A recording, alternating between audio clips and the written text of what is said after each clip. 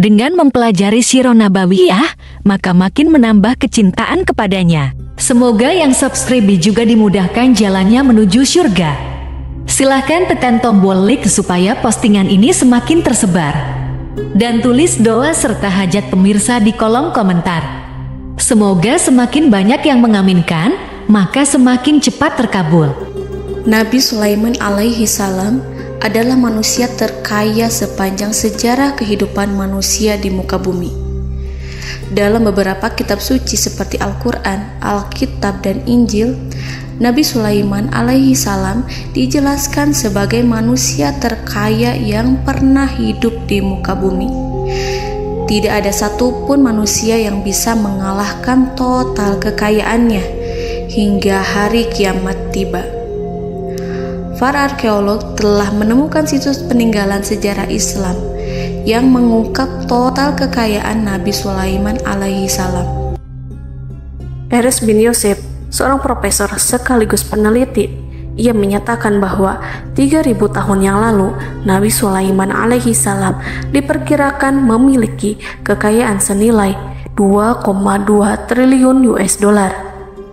Dan apabila dikonversikan dengan nilai mata uang dolar hari ini, jika dirupiahkan, maka nilainya setara dengan 32.891.870 triliun rupiah. Profesor itu juga menjelaskan bahwa kekayaan Nabi Sulaiman alaihi salam berasal dari dua sumber, yakni istana kerajaan dan tambang tembaga. Nilai itu berkali-kali lipat lebih banyak dari total kekayaan negara Indonesia yang hanya mencapai 11.454 triliun per 30 Desember 2021. Nabi Sulaiman alaihi salam memiliki beberapa mukjizat. Di antaranya adalah dapat berbicara dengan bahasa binatang.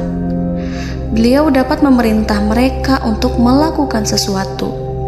Beliau juga dapat mengendalikan besar kecilnya tekanan angin dan dapat mengatur ke arah mana angin akan berhembus. Sehingga dengan itu Nabi Sulaiman dapat memanfaatkan angin sebagai kendaraannya dan juga kendaraan tentaranya. Nabi Sulaiman juga bisa melunakkan besi dan membentuknya menjadi pakaian perang yang anti tusukan senjata tajam. Nabi Sulaiman juga memimpin para jin. Mereka tunduk dan patuh pada perintah Nabi Sulaiman alaihi salam. Tidak hanya setan, iblis laknatullah yang merupakan makhluk pembangkang dapat dibuat tunduk bertekuk lutut pada perintah-perintah Nabi Sulaiman. Nabi Sulaiman bisa melakukan teleportasi, yaitu berpindah dari suatu tempat ke tempat yang lain dalam waktu singkat. Peristiwa itu dibuktikan dengan pemindahan singgasana Ratu Balqis atas perintah Nabi Sulaiman. Nabi Sulaiman dikenal sebagai raja yang adil dan bijaksana. Nabi Sulaiman diberkahi kecerdasan yang luar biasa untuk menyatu padukan segenap kekuatan yang Allah berikan kepadanya. Ia mengelola dan membawa kerajaannya menjadi kekuatan raksasa yang tak terkalahkan di masanya dengan segenap kemampuan yang dimilikinya. Tentara Nabi Sulaiman adalah tentara terkuat di bumi tanpa ada yang menandingi. Pertanyaan mendasar yang muncul kali ini adalah dari mana sumber kekayaan dan kekuatan Nabi Sulaiman alaihi salam? Untuk mendapat jawaban dari pertanyaan itu, simak video ini sampai akhir. Sebelum itu, mari bantu channel ini terus berkembang dengan cara subscribe dan nyalakan tanda loncengnya. Berikan komentar yang positif dan berikan like serta share video ini. Bismillahirrahmanirrahim. Sungguh kami benar-benar telah menganugerahkan ilmu kepada Daud dan Sulaiman. Keduanya berkata, segala puji bagi Allah yang melebihkan kami dari kebanyakan hamba-hambanya yang mukmin. Sulaiman telah mewarisi Daud dan dia berkata, wahai manusia, kami telah diajari untuk memahami bahasa burung dan kami dianugerahi segala sesuatu. Sesungguhnya semua ini benar-benar karunia yang nyata. Quran Surat An-Naml ayat 15-16. Saudara-saudaraku yang dirahmati Allah, pada ayat di atas disebutkan bahwa Sulaiman telah mewarisi Daud. Nabi Sulaiman mewarisi Nabi Daud dalam sisi kenabian dan kekuasaan, bukan mewarisi harta, karena para nabi tidak mewariskan harta. Sebab sepeninggalan mereka, harta para nabi menjadi sedekah bagi orang-orang yang ada di sekitarnya, yaitu orang-orang fakir dan orang-orang yang membutuhkan. Dan harta para nabi tidak dikhususkan bagi kalangan keluarganya. Rasulullah Shallallahu Alaihi Wasallam bersabda, "Kami para nabi tidak mewariskan." Nabi Sulaiman mewarisi kenabian dari Nabi Daud. Ini adalah hal yang jelas. Allah telah memilihnya sebagai nabi dari Bani Israel. Begitu juga Allah telah memberinya kekuasaan kerajaan sehingga ia menjadi pemimpin Bani Israel. Barangkali sesuatu yang paling penting yang diwarisi oleh Nabi Sulaiman dari Nabi Daud adalah tradisi militer. Kemajuan militer yang dahsyat telah berpindah kepada Nabi Sulaiman. Nabi Daud sebenarnya adalah seorang pengembala kambing yang sangat miskin, tetapi seiring dengan perjalanan waktu, ia menjadi komandan pasukan tiada tanding. Nabi Daud alaihi salam mengetahui bahwa kekuatan hakiki yang mengatur alam semesta adalah kekuatan Allah. Ketika Nabi Daud mengelurkan tangannya dan memegang potongan batu, lalu beliau melemparkannya dengan ketepel ke arah Jalut, kepala Jalut retak dan ambruk menghantam tanah. Ini sebagai bentuk demonstrasi kekuatan darinya. Kehadiran Nabi Daud mengubah pasukan Bani Israel, di mana mereka sebelumnya lari jika berhadapan dengan musuh. Maka kini keberadaan mereka mulai diperhitungkan di masa hidupnya. Nabi Daud mengalami peperangan yang sangat banyak, tapi Al-Quran tidak menceritakan secara terperinci. Hal itu dikarenakan karena Al-Quran adalah kitab dakwah di jalan Allah, bukan kitab sejarah. Al-Quran hanya menceritakan di dalam Al-Quran surat Shad ayat 20, "Dan kami kuatkan kerajaannya, kerajaan Daud." Ayat tersebut berarti bahwa Nabi Daud belum terkalahkan dalam peperangan yang diikutinya.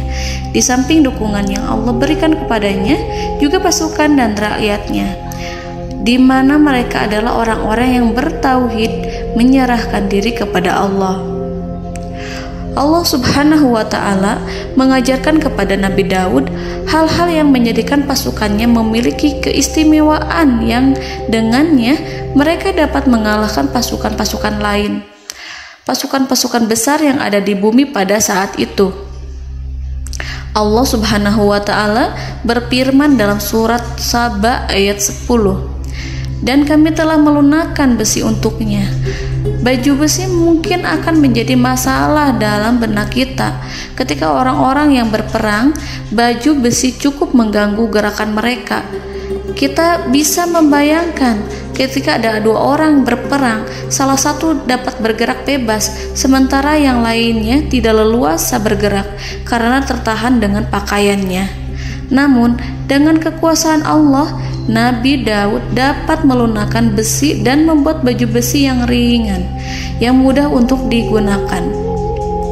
Ini adalah kemajuan penting yang Allah berikan kepada Nabi Daud dan tentaranya. Kemajuan itu kemudian diajarkan, diwariskan dan dimiliki oleh Nabi Sulaiman alaihi salam. Nabi Sulaiman memiliki pasukan dahsyat yang melebihi pasukan manapun di bumi saat itu, atau bahkan mungkin saat ini. Bahkan Allah menambahkan karunia-Nya kepada Nabi Sulaiman yang disebutkan dalam Al-Quran surat An-Naml ayat 16. Dan Sulaiman telah mewarisi Daud, dan dia berkata, "Wahai manusia, kami telah diberi pengertian tentang suara burung, dan kami diberi segala sesuatu. Sesungguhnya ini benar-benar suatu karunia yang nyata." Saudara-saudaraku yang dirahmati Allah, pada suatu hari Nabi Sulaiman alaihi salam menengadahkan tangannya dan berdoa kepada Allah Subhanahu wa ta'ala. Antara hati Nabi dan Allah tidak ada penghalang, tidak ada jarak, tidak ada sekatan waktu, tidak ada satupun dari para nabi yang berdoa kepada Allah kecuali doanya pasti dikabulkan. Doa Nabi Sulaiman alaihi salam direkam dalam Al-Quran surat Shad ayat 35. Nabi Sulaiman berkata, "Ya Tuhanku, ampunilah aku, anugerahkanlah kepadaku kerajaan yang tidak dimiliki oleh seorang pun sesudahku." Nabi Sulaiman menginginkan dari Allah sesuatu kerajaan yang belum pernah diperoleh oleh siapapun setelahnya. Allah Subhanahu wa ta'ala mengabulkan doa Nabi Sulaiman dan memberinya kerajaan tersebut. Nabi Sulaiman mewarisi kekuasaan, kenabian, hikmah ilmu dari Nabi Daud alaihi salam. Orang-orang menyebut Nabi Sulaiman Al-Hakim, Sulaiman yang bijaksana. Kebijaksanaan Nabi Sulaiman tidak terbatas pada keadilannya di tengah-tengah manusia dan juga kasih sayangnya kepada mereka. Namun, kebijaksanaan Nabi Sulaiman juga berlaku di kalangan burung dan binatang lainnya. Nabi Daud juga mengenal bahasa burung, tetapi Nabi Sulaiman dapat berbicara dengan bahasa burung. Bahkan, ia dapat menggantikannya sebagai pembantunya. Ketika Nabi Daud bertasbih di gunung, burung-burung serta binatang buas ikut bertasbih bersamanya. Bahkan angin pun berhenti untuk mendengarkan tasbih itu. Sedangkan Nabi Sulaiman alaihi salam, Allah Subhanahu wa ta'ala memberinya karunia lebih dari itu, di mana binatang-binatang buas tunduk padanya, begitu juga angin dan burung. Saudara-saudaraku yang dirahmati Allah, Nabi Sulaiman alaihi salam mampu mendengarkan bisikan semut yang berbicara kepada sesama mereka. Bahkan ia mampu memerintahkan semut tersebut sehingga semut itu menjadi taat pada perintahnya. Pasukan Nabi Sulaiman memiliki kekuatan yang sangat dahsyat. Belum pernah ada di dunia ini satu pasukan pun yang memiliki kekuatan seperti itu. Kekuatan Nabi Sulaiman berasal dari beberapa kombinasi yang sangat mengagumkan, sehingga karenanya ia tidak dapat tertandingi. Kekuatan itu terdiri dari manusia, binatang-binatang, jin, dan lain sebagainya. Kita mengetahui bahwa jin adalah makhluk Allah dan manusia tidak mampu melihatnya atau menghadirkannya atau meminta pertolongan kepadanya. Sedangkan Nabi Sulaiman telah diberi Allah suatu kemampuan untuk menundukkan jin, mempekerjakan mereka sebagai tentara di tengah-tengah peperangan. Bahkan ia mampu menjadikan mereka sebagai pekerja-pekerja kasar di kerajaannya saat tidak ada peperangan. Oleh sebab itu, ketika ada pasukan lain yang mencoba melawan pasukan Nabi Sulaiman, mustahil mereka akan mendapatkan kemenangan. Bahkan pasukan Nabi Sulaiman diperkuat oleh pasukan burung. Burung di pasukan Nabi Sulaiman memerankan tugas penting, yaitu menjadi agen intelijen. Kita mengetahui bahwa peranan informasi saat peperangan adalah hal yang penting. Dari informasi tersebut, pasukan dapat mengetahui keadaan lawannya. Demikianlah peranan burung pada pasukan Sulaiman. Ia terbang di tengah-tengah musuh. Kemudian, ia kembali kepada Nabi Sulaiman untuk menyampaikan berita tentang keadaan lawannya. Di samping jin dan burung, Allah juga menundukkan angin untuk Nabi Sulaiman.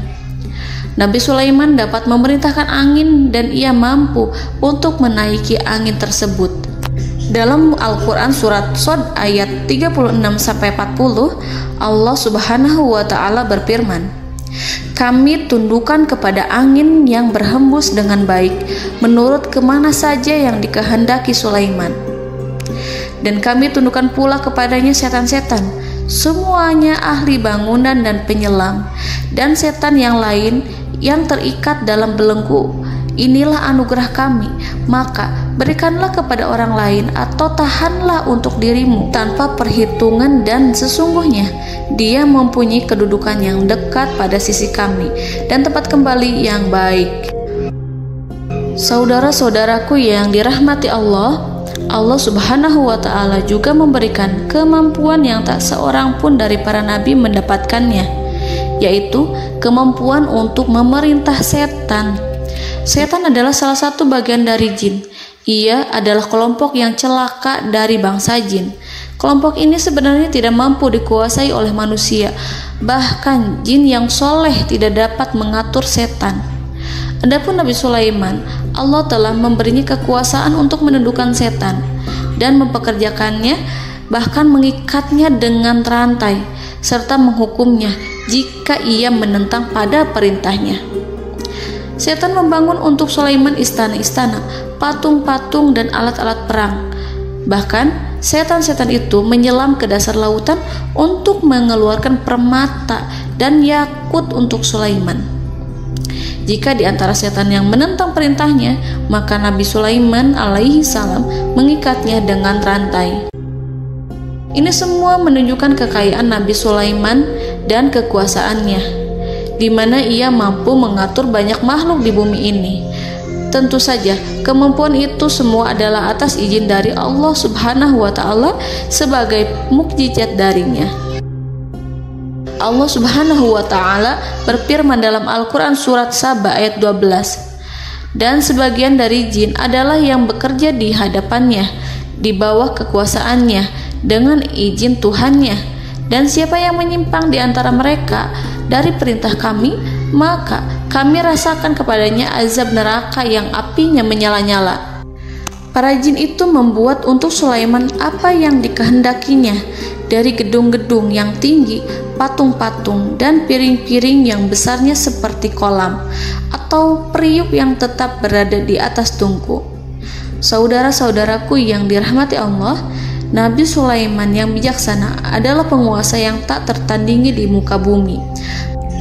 Meskipun memperoleh nikmat-nikmat khusus yang agung itu yang Allah berikan kepada Sulaiman, beliau tetap menunjukkan dirinya sebagai manusia yang paling banyak berzikir kepada Allah dan manusia yang paling banyak bersyukur di zamannya.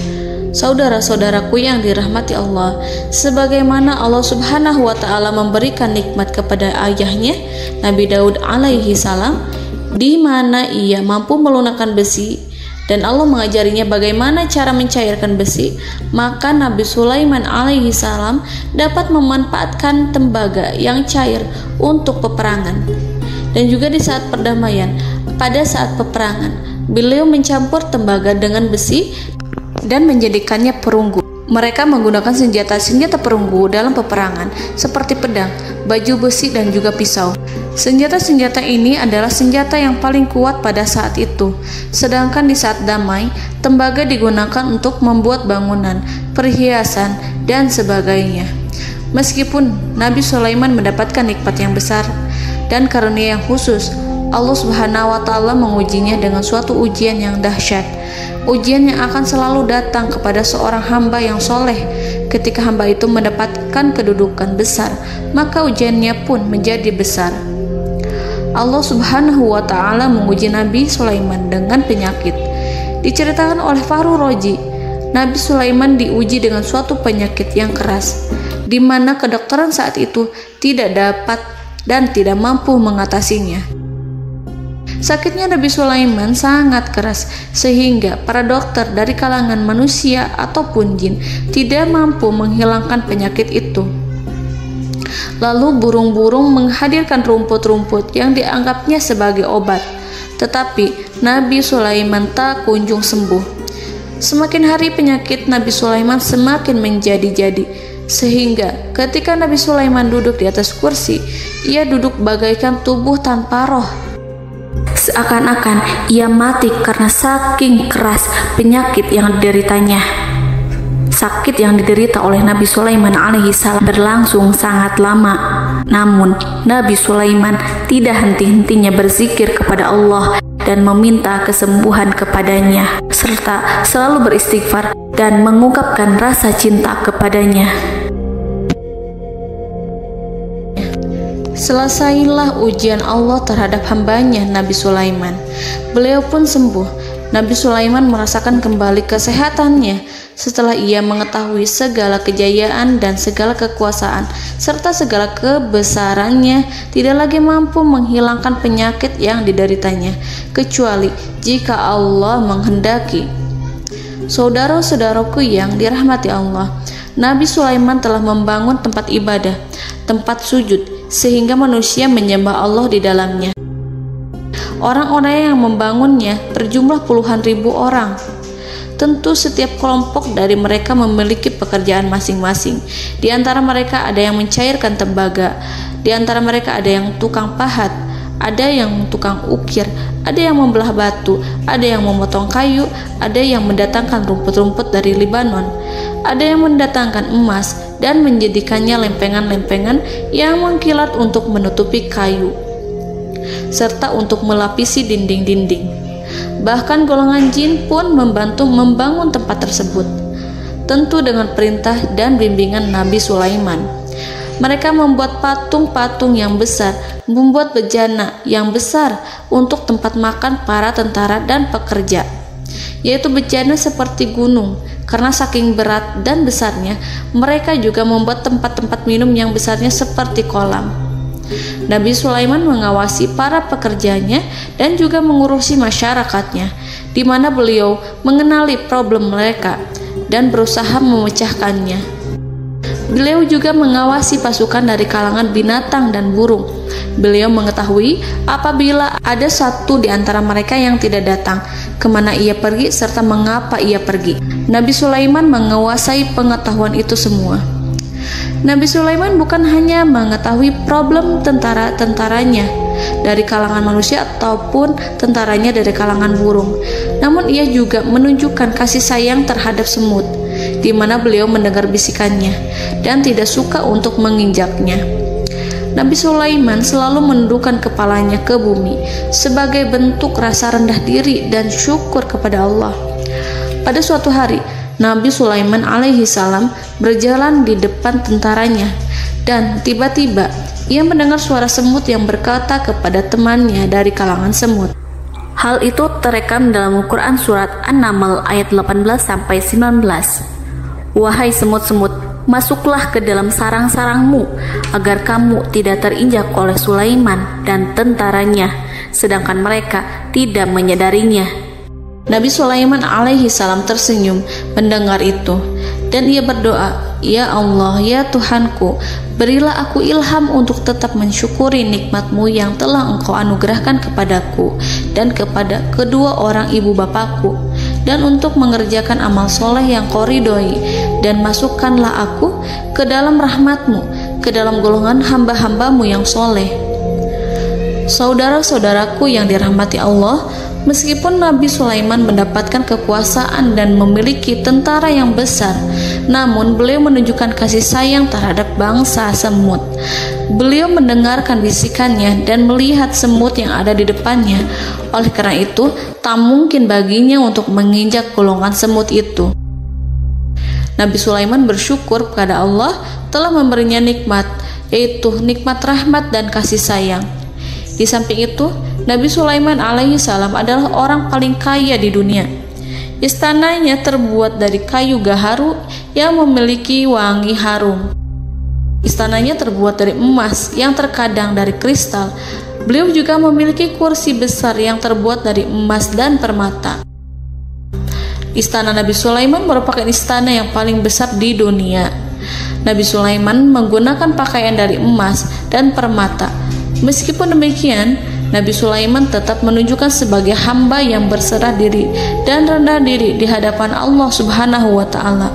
Nabi Sulaiman yang merendahkan diri di hadapan Allah, ia selalu sujud kepada Allah, sebagaimana ayahnya yang selalu bertasbih pada Allah. Nabi Sulaiman selalu melantunkan lagu-lagu cinta ilahi dan hanya memuji Allah Subhanahu wa Ta'ala.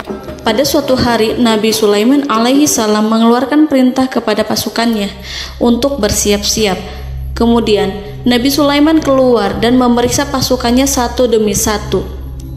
Kelompok yang pertama adalah kelompok manusia. Nabi Sulaiman memperhatikan kesiapan mereka. Lalu Nabi Sulaiman mengeluarkan perintah-perintah kepada mereka. Kemudian Nabi Sulaiman memeriksa kelompok jin dan menyampaikan perintahnya kepada mereka. Beliau memenjarakan jin yang tampak bermalas-malasan saat bekerja.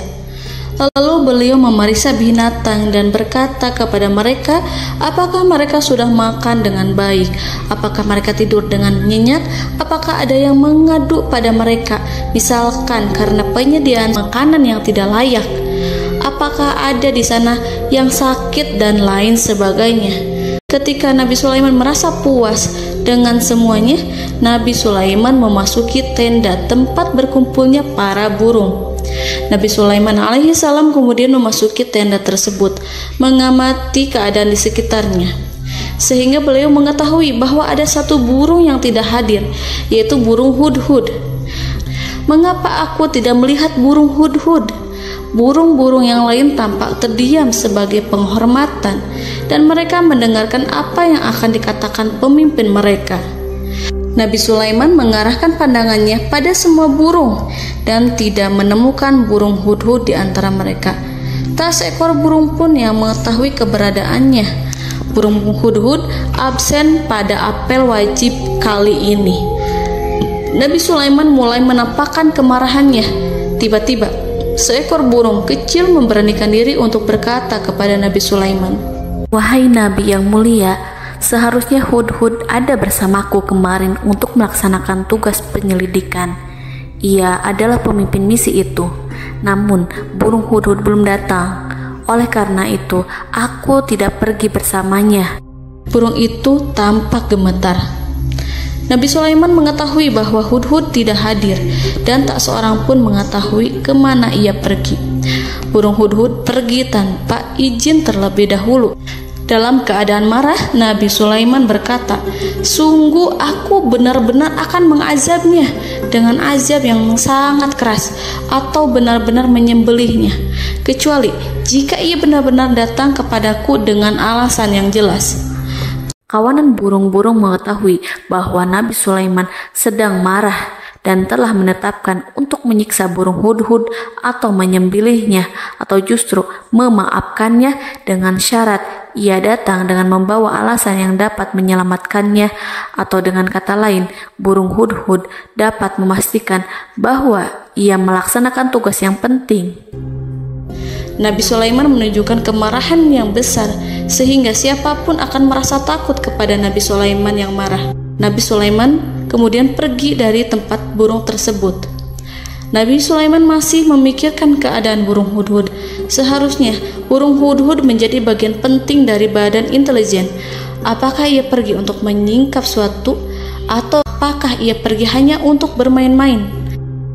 Nabi Sulaiman telah memperhatikan dan mengetahui bahwa burung hudhud adalah seekor burung yang cerdik dan juga fasih berbicara. Terkadang Nabi Sulaiman mendapati burung hudhud sedang bermain-main dan menunda-nunda pekerjaannya. Namun ketika Nabi Sulaiman melihatnya, burung hudhud memahami bahwa perbuatannya tidak benar. Oleh karena itu, ia tidak boleh menyampur adukan antara waktu serius dan waktu bermain. Tidak lama setelah itu, burung hudhud tiba di tempat para burung. Burung-burung yang lain berkata kepadanya, "Wahai hudhud, pergilah engkau ke tempat Nabi Sulaiman. Jika ia mengetahui bahwa engkau telah sampai, jiwamu benar-benar terancam." Mendengar itu, burung hudhud segera beranjak. Ia terbang menemui Nabi Sulaiman. Pada waktu itu, Nabi Sulaiman sedang duduk bersama tentaranya yang lain. Burung hudhud berdiri. Ia telah merencanakan untuk memulai pembicaraan dengan Nabi Sulaiman sebelum Nabi Sulaiman bertanya kepadanya kemana dia pergi. Ini sebagai bukti bahwa hudhud telah melaksanakan suatu tugas yang penting. Dalam Al-Quran Surat An-Naml ayat 22, burung hudhud berbicara, "Aku telah mengetahui sesuatu yang kamu belum mengetahuinya, dan kubawa kepadamu dari negeri Saba suatu berita penting yang diyakini seakan-akan burung hudhud hendak berkata, 'Aku adalah hudhud yang miskin, tapi aku mengetahui apa yang tidak engkau ketahui, dan aku telah datang kepadamu dari kerajaan Saba dengan membawa berita yang sangat penting.'" Nabi Sulaiman tampak terdiam menunggu hudhud menyelesaikan kisahnya. Dalam surat An-Naml ayat 23-24, burung hudhud berkata, "Sesungguhnya aku menjumpai seorang wanita yang memerintah mereka. Dia dianugerahi segala sesuatu serta mempunyai singgasana yang besar. Aku mendapati dia dan kaumnya menyembah matahari selain Allah. Dan setan-setan telah menjadikan mereka memandang indah perbuatan-perbuatan mereka, lalu menghalangi mereka dari jalan Allah, sehingga mereka tidak mendapat petunjuk." Burung hudhud diam. Nabi Sulaiman merasa bahwa hudhud menunjukkan kepasihan lisannya. Nabi Sulaiman berkata dalam Quran surat An-Naml ayat 27 sambil menunjukkan senyum manisnya. Nabi Sulaiman berkata, "Akan kami lihat apakah kamu benar wahai hudhud, ataukah kamu termasuk orang-orang yang berdusta." Seakan-akan burung hudhud ingin mengatakan, "Aku tidak berbohong, wahai Nabi yang mulia." Namun diamnya Sulaiman membuat takut sehingga burung hudhud terdiam. Nabi Sulaiman terdiam karena berpikir, lalu ia memutuskan sesuatu setelah itu. Beliau melihat kepada lainnya dan meminta secari kertas. Nabi Sulaiman menulis surat singkat dan menyerahkannya kepada hudhud serta memerintahkan kepadanya seperti yang dikatakan dalam Quran surat An-Naml ayat 28. "Pergilah dengan membawa suratku ini, lalu jatuhkanlah kepada mereka, kemudian berpalinglah dari mereka, lalu perhatikanlah apa yang mereka bicarakan." Al-Quranul Karim hanya menceritakan dalam Quran surat An-Naml bagaimana perginya hudhud dan bagaimana ia menyerahkan surat itu. Lalu Al-Quran langsung menyebut keadaan kerajaan Balqis yang saat itu sedang membaca surat di depan para pembesar kerajaan dan para menterinya. Dalam Al-Quran surat An-Naml ayat 29-31 berkatalah Balqis, "Wahai pembesar-pembesar, sesungguhnya telah dijatuhkan kepadaku sebuah surat yang mulia. Sesungguhnya surat ini dari Sulaiman, dan sesungguhnya isinya dengan menyebut nama Allah yang Maha Pengasih lagi Maha Penyayang, bahwa janganlah kalian berlaku sombong terhadapku, dan datanglah kepadaku sebagai orang yang berserah diri." Saudara-saudaraku yang dirahmati Allah, dalam surat tersebut Nabi Sulaiman menyebutkan supaya mereka menyerahkan diri dan tunduk kepada perintah Nabi Sulaiman. Nabi Sulaiman memerintahkan agar mereka meninggalkan penyembahan terhadap matahari. Nabi Sulaiman tidak mempersoalkan akidah mereka dan tidak memuaskan mereka dengan apapun. Nabi Sulaiman hanya memerintahkan bahwa ia berada di atas kebenaran. Bukankah ia didukung kekuatan yang berlandaskan keyakinan yang dimilikinya? Nabi Sulaiman hanya memerintahkan mereka agar tunduk dan patuh kepadanya. Ratu Sabak menyampaikan surat tersebut di tengah-tengah kaumnya. Dalam Quran surat An-Naml ayat 32 dijelaskan, "Dan berkatalah Balqis, wahai para pembesar, berilah aku pertimbangan dalam urusanku ini. Aku tidak pernah memutuskan sesuatu persoalan sebelum kamu berada dalam majelisku." Saudara-saudaraku yang dirahmati Allah, para pembesar istana Balqis menentang surat tersebut. Isi surat itu membangkitkan kesombongan kaum Sabak, di mana mereka merasa lebih kuat. Mereka mengetahui bahwa di sana ada seorang yang mencoba menentang mereka dan mengisyaratkan peperangan kepada mereka. Lalu ia meminta kepada mereka untuk memenuhi syarat-syaratnya sebelum terjadinya peperangan dan kekalahan. Dalam surat An-Naml ayat 33, mereka menjawab, "Kita adalah orang-orang yang memiliki kekuatan dan juga memiliki keberanian yang sangat besar dalam peperangan. Dan keputusan berada di tanganmu, wahai rajaku. Maka pertimbangkanlah apa yang akan kamu perintahkan." Saudara-saudaraku yang dirahmati Allah, para pembesar kaum Sabak seakan ingin berkata, "Kita siap untuk melaksanakan perang." Tampaknya ratu itu memiliki kebijakan yang lebih baik dari pembesar kaumnya. Surat Sulaiman itu membuatnya berpikir lebih jernih dan lebih berhati-hati. Ia berusaha sebisa mungkin menghindari peperangan. Ratu itu berpikir dalam tempo yang lama. Nama Sulaiman tidak diketahuinya dan ia pun belum pernah mendengarnya. Oleh karena itu, Ratu kaum Saba tidak mampu mengetahui dan mendeteksi seberapa besar kekuatan Nabi Sulaiman.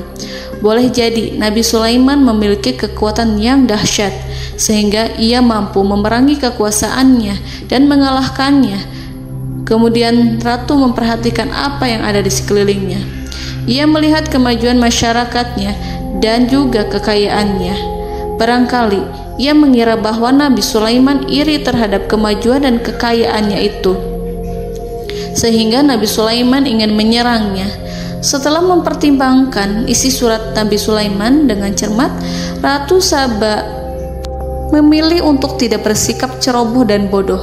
Ratu lebih suka untuk menggunakan bahasa kelembutan. Ia mengirim kepada Nabi Sulaiman suatu hadiah yang besar. Ratu mengira bahwa Nabi Sulaiman seorang yang ambisius, yang boleh jadi ia telah mendengar tentang kekayaan kerajaan Saba. Para utusan pergi dengan membawa hadiah dari Ratu Saba. Ratu berharap agar mereka dapat memasuki kerajaan Nabi Sulaiman dan akan mengetahui kondisi kerajaannya. Saat mereka pulang, Ratu ingin mendengar secara langsung dari mereka tentang bagaimana keadaan kaum Nabi Sulaiman dan pasukannya. Setelah mendapatkan informasi yang cukup, maka Ratu Balqis dapat membuat sesuatu keputusan yang tepat.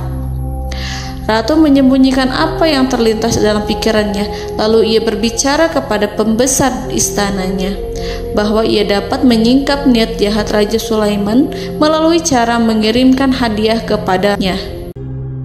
Ratu lebih memilih cara tersebut dan menunggu reaksi dari Nabi Sulaiman. Ratu berhasil memuaskan para pembesar istana, dan untuk sementara ia menghilangkan ide untuk berperang. Karena para raja jika menyerang suatu desa, maka pemimpin desa tersebut adalah orang yang paling banyak mendapatkan kehinaan. Akhirnya, para pembesar kaumnya merasa puas dengan pikiran Ratu Balqis. Saudara-saudaraku yang dirahmati Allah, dalam surat An-Naml ayat 34-35 dijelaskan, Ratu Balqis berkata, "Sesungguhnya raja-raja apabila memasuki suatu negeri, niscaya mereka akan membinasakannya dan menjadikan penduduknya yang mulia menjadi hina, dan demikian pula lah yang akan mereka perbuat. Dan sesungguhnya aku akan mengirim utusan kepada mereka dengan membawa hadiah, dan aku akan menunggu apa yang akan dibawa kembali oleh utusan itu." Kemudian sampailah hadiah dari Ratu Balqis kepada Nabi Sulaiman. Para intelijen Nabi Sulaiman memberitahunya bahwa utusan Balqis datang dengan membawa hadiah. Nabi Sulaiman langsung mengetahui bahwa Ratu Balqis itu sengaja mengirim orang-orangnya untuk mengetahui atau untuk mendapatkan informasi tentang kekuatannya. Lalu setelah itu ia akan mengambil keputusan atau mengambil sikap kepada kerajaan Sulaiman. Nabi Sulaiman segera memanggil semua pasukannya untuk berkumpul. Utusan Balqis segera memasuki istana Nabi yang dipenuhi dengan pasukan yang besar bersenjata. Melihat itu, utusan Ratu Balqis tercengang dan terkejut ketika mereka melihat kekayaan yang mereka bawa tidak ada apa-apanya dibandingkan dengan kerajaan Nabi Sulaiman.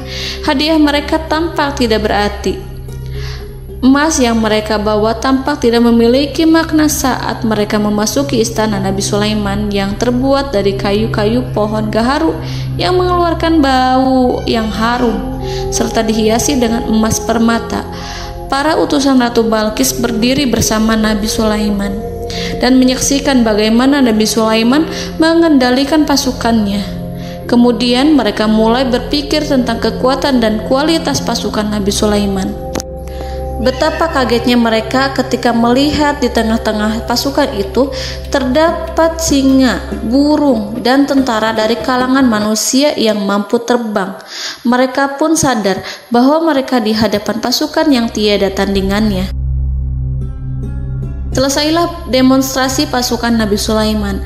Kemudian para utusan ratu dipersilahkan maju ke tempat hidangan makanan. Para utusan itu sangat terkejut ketika melihat berbagai macam makanan dari penjuru dunia ada di depannya. Dan di antara makanan itu terdapat pula makanan yang biasa ditemukan di negeri mereka. Tetapi mereka melihat bahwa makanan itu memiliki rasa yang lebih istimewa. Selain itu, piring-piring yang ada di depan mereka terbuat dari emas, dan mereka dilayani oleh laki-laki yang berhias dengan emas.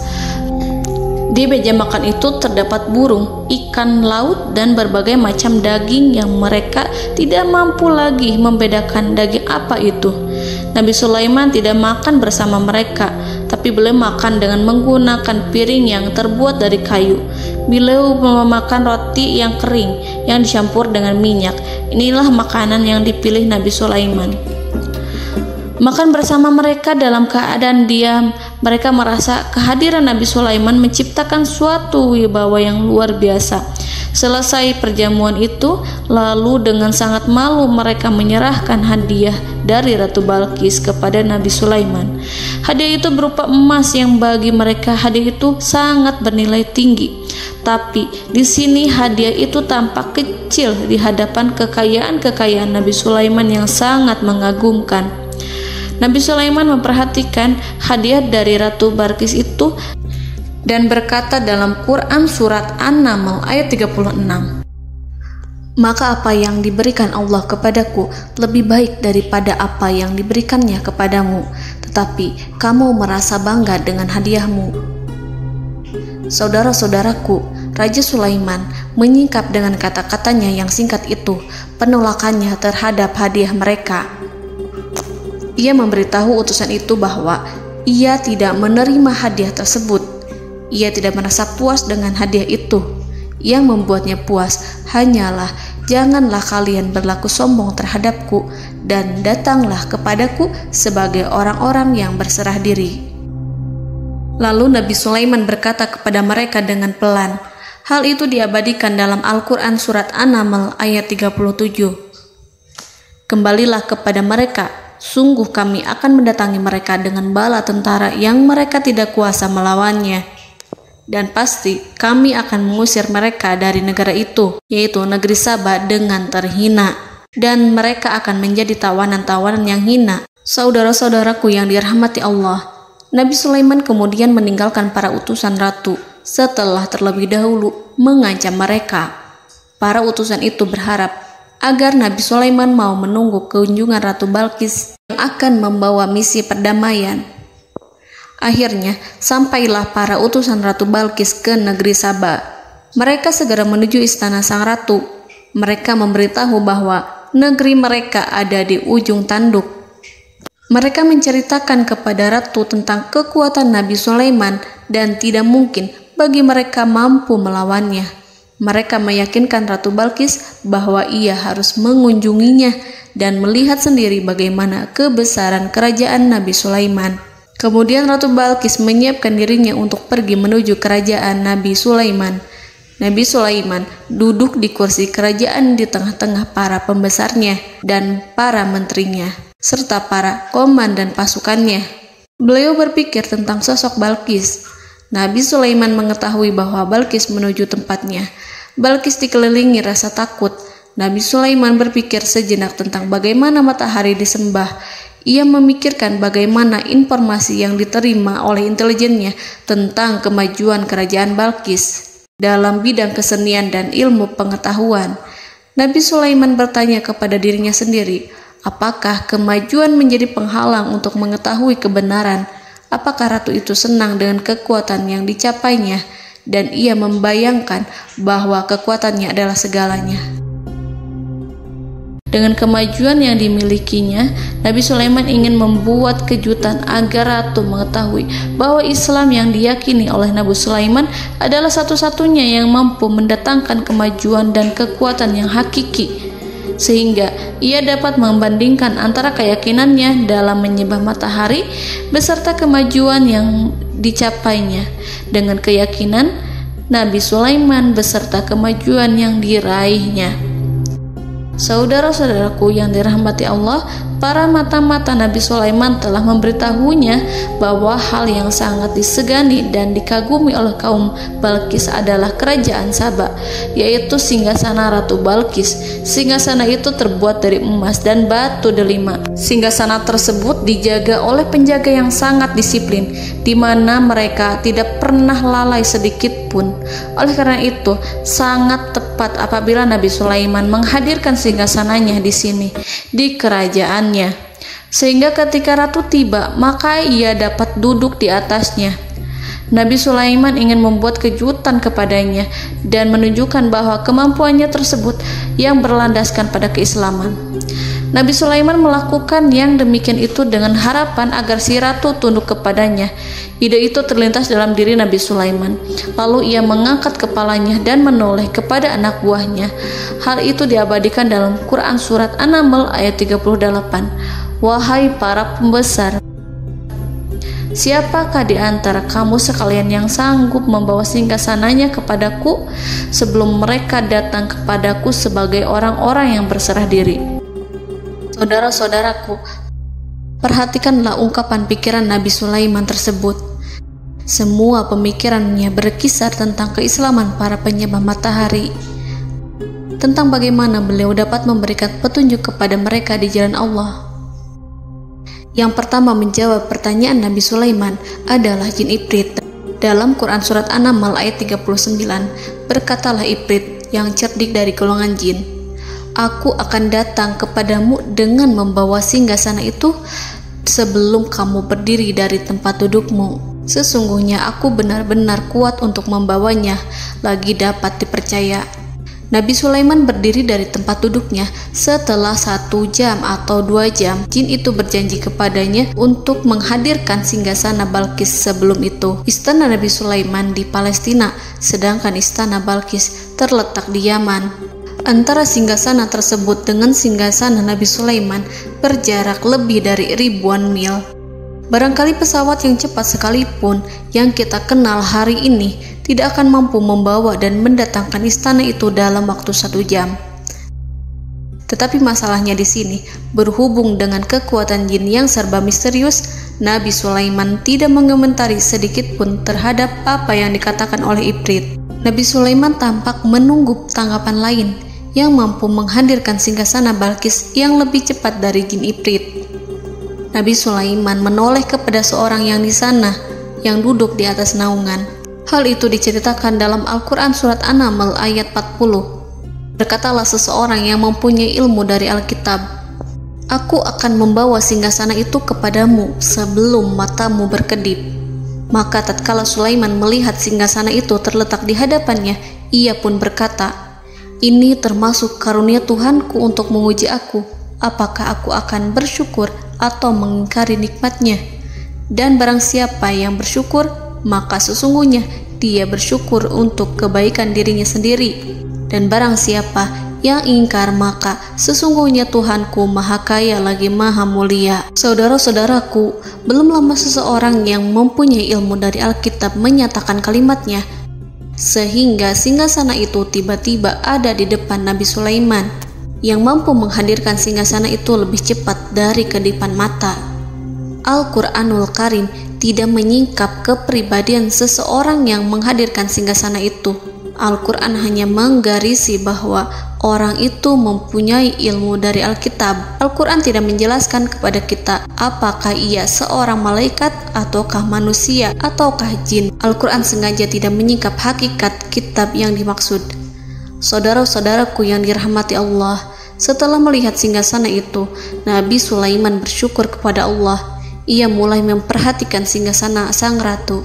Singgasana tersebut merupakan simbol pembangunan dan juga kemajuan, tetapi tampaknya ia hanya sesuatu yang biasa saja jika dibandingkan dengan kekuasaan dan kebesaran ciptaan yang dibuat oleh manusia dan jin di kalangan istana Nabi Sulaiman. Nabi Sulaiman memikirkan dalam tempo yang sangat lama singgasana Ratu Balkis itu. Kemudian beliau memerintahkan agar singgasana itu diperbaiki, sehingga saat Ratu Balkis datang, dia akan mengujinya apakah Ratu Balkis dapat mengenali singgasananya ataukah tidak. Dalam Al-Quran surat An-Naml ayat 41, Nabi Sulaiman berkata, "Ubahlah baginya singgasananya, maka kita akan melihat apakah dia mengenal ataukah dia termasuk orang-orang yang tidak mengenalnya." Saudara-saudaraku yang dirahmati Allah, Nabi Sulaiman memerintahkan agar dibangun istana yang akan digunakan untuk menyambut Ratu Balqis. Nabi Sulaiman memilih tempat di laut, dan ia memerintahkan agar dibangun suatu istana di mana sebagian besarnya terdiri dari air laut. Nabi Sulaiman memerintahkan agar lantainya itu terbuat dari kaca yang tebal dan kuat, sehingga orang-orang yang berjalan di atas istana itu akan dapat melihat di bawahnya ada ikan-ikan berwarna-warni yang berenang-renang. Dan mereka akan melihat rumput-rumput laut yang bergerak-gerak. Akhirnya, selesailah pembangunan istana itu. Saking bersihnya kaca lantainya, sehingga tampak di sana tidak ada kaca. Burung hudhud memberitahu Nabi Sulaiman bahwa Balqis telah sampai dekat kerajaannya.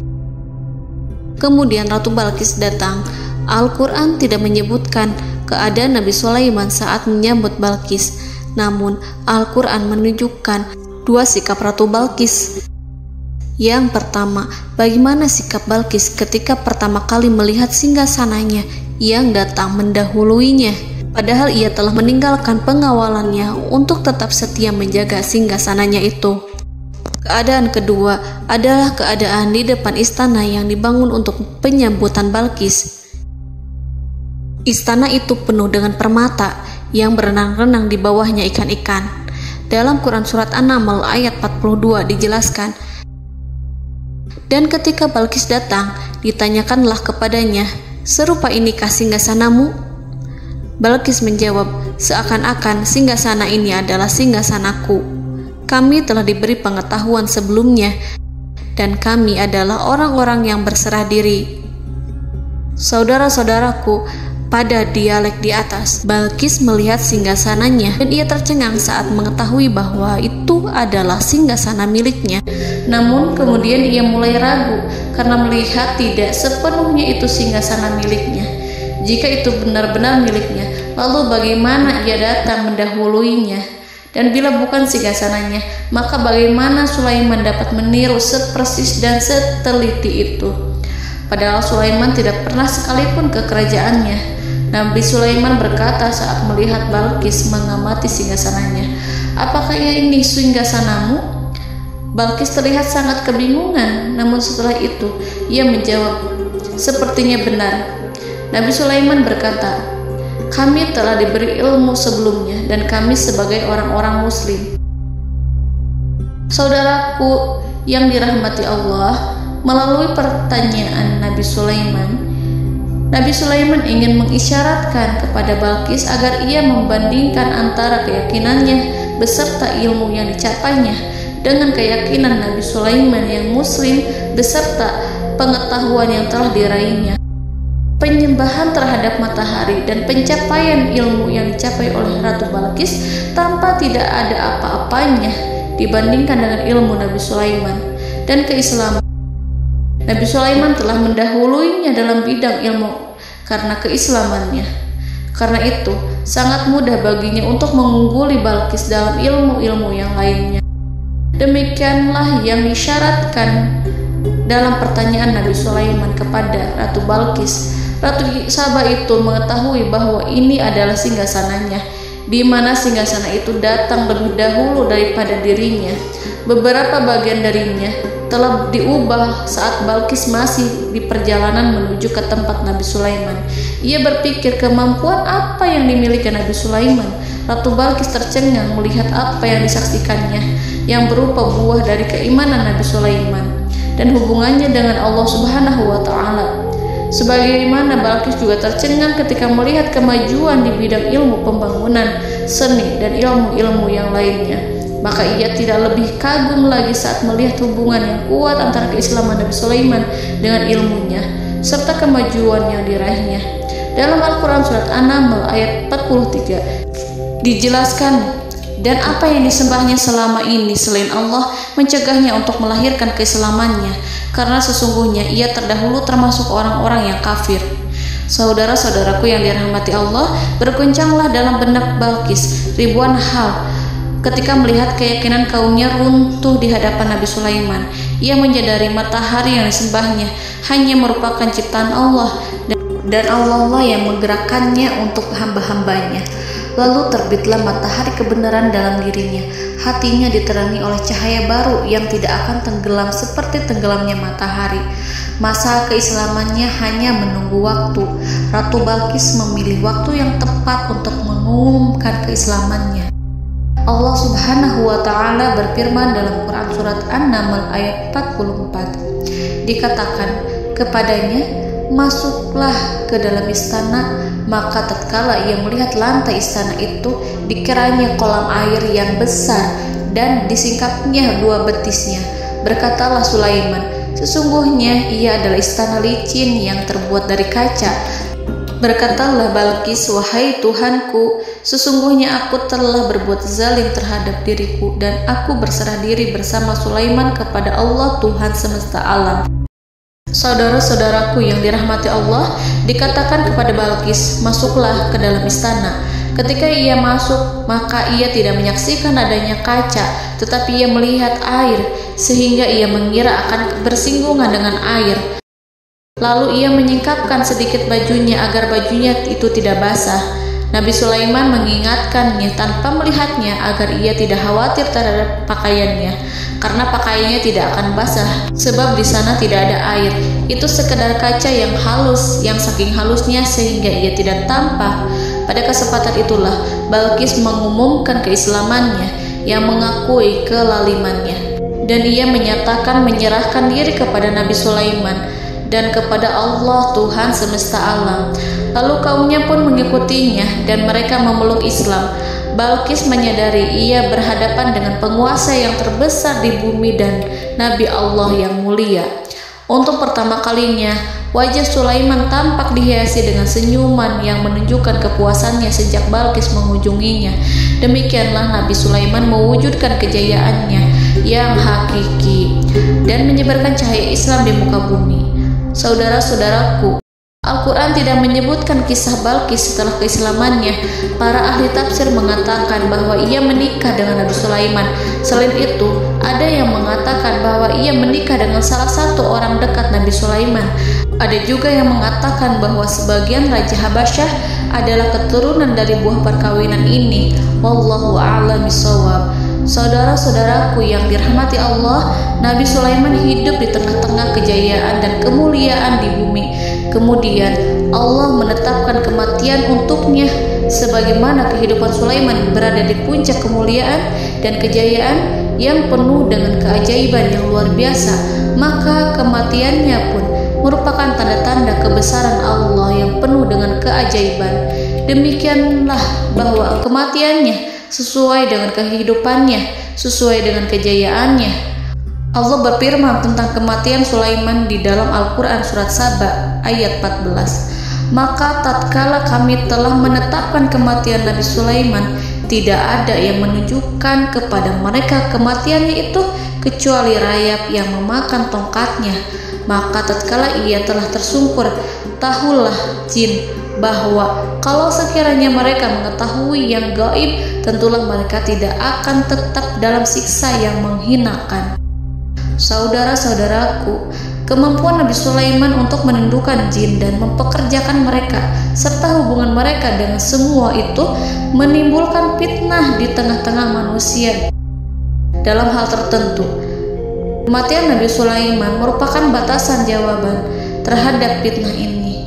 Kami tidak mengetahui siapa yang mengklaim bahwa jin mengetahui hal yang gaib. Apakah itu setan yang terkutuk, atau jin yang bodoh, atau manusia yang tertipu? Kami tidak mengetahui siapa yang bertanggung jawab terhadap tersebarnya isu yang keliru ini.